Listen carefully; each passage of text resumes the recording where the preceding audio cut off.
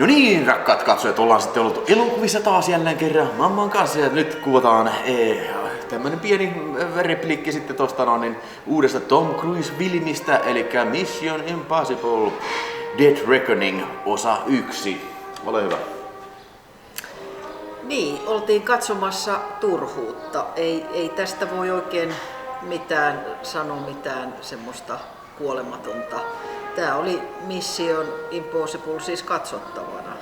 Että tosiaan impossible sanoisin. Tom Cruise oli ruma, vanhentunut. Ei yhtään. Vastikään kun käytiin katsomassa se Indiana Jones, niin siinä oli sentään jotain semmoista uutta. Tässä ei ollut kyllä mitään uutta. Hyvin vaikea löytää mitään sanottavaa. No mitä sä oot mieltä siis, niin kun tässähän oli siis ihan hyviä toimintakohtauksia mun mielestä kyllä, että, vai oliko sun mielestä? Joo, siis ihan sama junakohtaus, mikä aina näköjään on.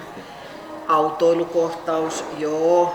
Likka oli hullu, ajo isolla autolla kaikkien päälle. Muuta ei pysty sanoa. Kiva pieni semmoinen keltainen Fiatti siinä meni, mutta ei tästäkään mitään saatu. Mikä se sun kritiikki oli tähän? Sametti, siis toi vihreä ruutuhousut. Niin, se mikä oli kiva oli se, että kun se hullu Likka ajeli sillä autolla, niin mä en tiennytkään, että semmoinen vihreä ruudullinen skottiruutukangas on jälleen muodissa. Se oli mukavan näköinen. Ei siitä muuta jäänyt mieleen. Verenhimoinen katse oli, hymyili, ajeli kauheata vauhtia, hymyili ja ajo kaikkien päälle. En pitänyt. Joo, mulla on vähän silleen, että siis tosi keskinkertainen elokuva. Ja siis vaikka mun mielestä tää oli parempi kuin Indy, sä oot varmaan eri mieltä, mutta parempi kuin Indy, mutta vähän sellainen keskinkertainen. Siis siinä mielessä, että juoni on varmasti nähty jo moneen kertaan. Action-kohtaukset, muutamat niistä oli tosi hyviä. Se oli se justiin tää, kun kaahailtiin Roomassa ja sitten tuo junan katolla, kun tapahtui paljon paremmin kuin Indyssä oli tehty tämä. Ja se, kun se juna crashasi sitten, oli kans hyvin tehty. Mutta siis sillä lailla, kaikki kun siinä on niitä puhekohtauksia, nää niinku ekspositioon, niin siis hirveän jotenkin niinku tylsää. Ja siis mä en hetkeäkään usko, että jos on kehitetty joku keinoäly, se pitää niinku avainta kääntää, että se toimii. Miten semmoinen edes toimii? Nyt on menty jo 1920-luvulle aikakoneella. Nyt hallittiin koko tietomaailmaa tässä. Mitä tarkoittaa aikakoneelta? Tässä no, Indissähän mentiin 1920-luvulle aikakoneella.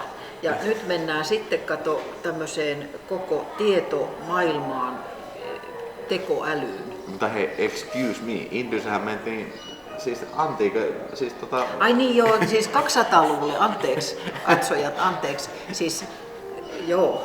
Siis se tapahtui niin kuin 1920-luvulla oli näitä juttuja, mutta se ei edes tapahdu kuin 70-luvulla. 60-luvun lopussa. Niin menee sekavaksi, kun katsoo huonoja elokuvia.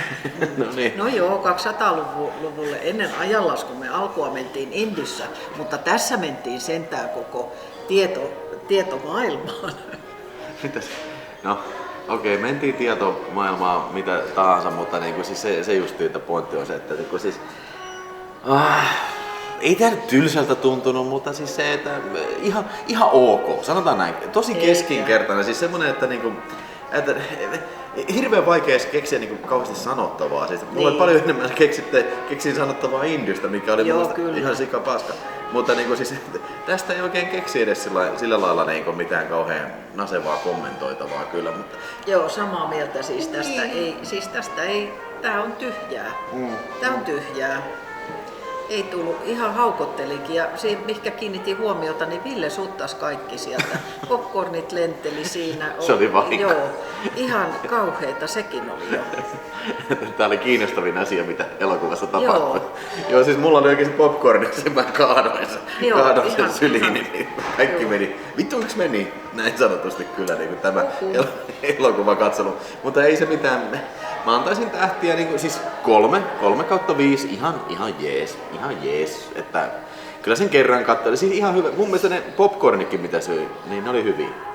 Joo, tyhjää nekin oli, mutta niin. Se, että mä antaisin 1 pisteen siitä, että Venetsia näyttäytyi kauniina siinä. Se oli hyvä. Niin. siinähän oli tappelukohtaus oli siellä ja on melkein varma, että Bruno Mattein elokuvassa Terminator 2, eli Italiassa Terminator 2 oli sama silta kuin mitä tuossa oli, mutta Joo. tätä en vielä tähän mennessä pysty varmistamaan. Mutta hei, eiköhän se ole tässä tästä lyhyt, mutta kuten sanottu, ei ehkä kauheasti keksiä mitään sanottavaa, joten kiitoksia katsojat, että jaksoit katsella ja mitä sinä olet mieltä? Heitä sinne kommenttia ja paina tykkää, jos tykkää. Tilaa kanava. Totta kai. Ottaa sitten. Vettä tällä kertaa, kohta viini tulossa. Ei kun kaljaa. Kaljaa!